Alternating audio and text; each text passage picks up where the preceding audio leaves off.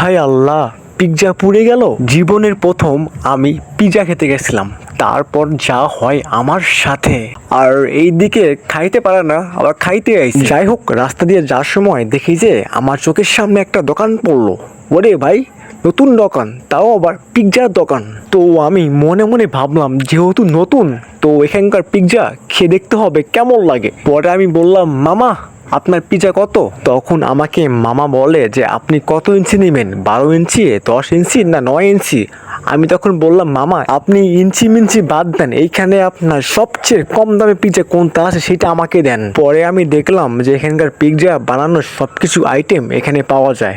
তারপর যা হয় আমার সাথে, আমি এই লোকটাকে চিনি না, আমাকে বলতেছে ভাই আপনি কেমন আছেন? আমি বললাম ভাই ভালো আছি, আপনি এখানে কি চান? বলতেছে ভাই কিছু না, আমি এখানকার পিৎজা খাইতে আসছি। আমি বললাম ঠিক আছে ভাই, আপনি পিৎজা খায়েন। তারপর দেখি আমার জন্য সে স্পেশালভাবে পিৎজা বানাচ্ছে। দেখুন কিভাবে বানায় আর কিভাবে আপনার পিৎজা পুড়ে যায়। আহা, আমি এখানে যে পিৎজা খাবো ওর দাম শুনে আপনি অবশ্যই অবাক হয়ে যাবেন। তার দাম হচ্ছে বেশি না, মাত্র 200 টাকা। 200 টাকা দিয়ে আমি এখানে পিৎজা পেয়ে যাব। আপনার সামনে লাইভ পিৎজা তৈরি করে দেখাবে সে দোকানদার। তার জন্য আমার খাওয়া, আর তার জন্য আমি আপনাদের দেখাবো পিৎজা লাইভ কিভাবে বানায়। আপনারা তো দেখতে পাচ্ছেন, আমি যদি 200 টাকা দিয়ে এখানে পিৎজা খাই, আমি কয় মন আটা খাইতে পারবো এখানে। বাট আমি যদি বাড়িতে আপনার 200 টাকা দিয়ে আটা কিনে যদি ভালো মন্দ খাইতে পারে, তাহলে তো আমার পুরোপুরি ফ্যামিলি বা অন্য কেউ আসলে খাইতে পারবে। বাট এখানে 200 টাকা দিয়ে আমি জাস্ট একটা রুটির মতন পিৎজা খাবো এখানে, এটাই। কিন্তু এইখানে কত সুন্দরভাবে আমার জন্য সে পিৎজা তৈরি করতেছে। ওয়াও, টমেটো, তারপরে আর সয়া সস, তারপরে আর কত কি আছে, বাট আমি তো অত কিছু নাম জানি না।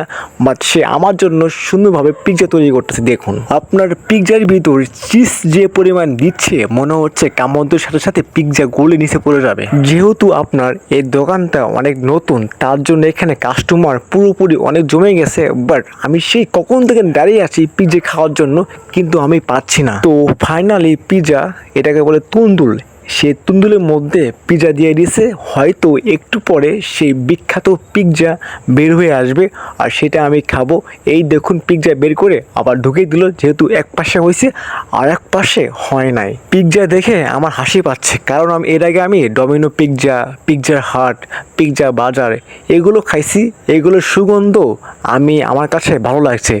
বাট এই পিৎজা খাওয়ার সময় দেখি যে আমার নাকে বা মুখে কোনো সুগন্ধ আসে নাই। তার মানে এই পিৎজার ভেতর কোনো ঘি বা কোনো অন্য কিছু মেশানো হয় নাই। কিন্তু আমি ওইগুলো পিৎজার লাইভ দেখতে পারি নাই, জাস্ট আমরা অর্ডার দিছি, তারা বানিয়ে দিছে এই পর্যন্ত কি। বাট সুগন্ধটা অনেক দারুণ ছিল। আর এইখানে লাইভ পিৎজার সাইডে পুড়ে গেছে, এটাই এখন আপনার মানুষকে খাওয়াবে, বাট মানুষ খাবে, কিন্তু সে আমাকে এটা দিল না। আর এটা হচ্ছে সব কিছুর দাম লেখা আছে। যাই হোক, এটা হচ্ছে 12 ইঞ্চি পিৎজা। এখন আমার জন্য পিৎজা বানাচ্ছে, বাট ওইটা আমি মিস করছি। বাট এটা আমি মিস করবো না কোনোভাবেই। 200 টাকা পিৎজার ভিতরে ভরপুর মাংস দিচ্ছে আর চিজ দিচ্ছে, এই দেখে মনে হচ্ছে আমি পুরোপুরি খেয়ে ফেলি, কিন্তু তা না। আমার কাছে আছে 200 টাকা ভাই, আমি এর মধ্যেই খাবো, আমি বেশি খাবো না। তো ফাইনালি আমার পিৎজা এখানে রেডি। এখন শুধু খাওয়ার পালা আর দেখার পালা যে এটা কেমন হয়েছে। ভাই আমাকে দেন, ভাই আমাকে দাঁড়ায়েন না, ভাই আমাকে ওয়েট করেন না। আমি অনেকক্ষণ তো দাঁড়িয়ে আছি, প্রায় আধা ঘন্টা হয়ে গেছে, কিন্তু আমি পিৎজা পাচ্ছি না। সে আমার জন্য ভালোভাবে দিচ্ছে, সস দিচ্ছে, এই দিচ্ছে, অনেক কিছু দিয়েও তাও আমি দাঁড়িয়ে আছি, পাচ্ছি না। এই তো আমি পেয়ে গেছি আমার পিৎজা। যখনই আমি খাবো তখনই দেখি এই লোকটা এসে বলতেছে, ভাই আমাকে দেন, ভাই আমি খাই। দেখি যে উনি আমার হাত থেকে পিৎজা নিয়ে খাইতেছে, ভাই খাওয়া শুরু করছে। বুঝলাম না ভাই, আরে ভাই আমি খাওয়ার আগে আপনি খান মানে? তাও আর সে পিৎজা খাইতে পারে না, পড়ে গেছে। আমি ওর খাওয়া দেখে পুরোপুরি হেসে ফেলছি। আরে ভাই তুই কেমনে খাস ভাই, একটু ভালো মন্দ খা, একটু দেখ শুনে খা, পিৎজা পড়ে যায় কেন? যাই হোক গাইস, আজকের মতো এখানে বাই, দেখা হচ্ছে নেক্সট ভিডিওতে। আর পিৎজা আপনারা বেশি বেশি খান, আপনাদের শরীর অনেক ভালো থাকবে। বাই।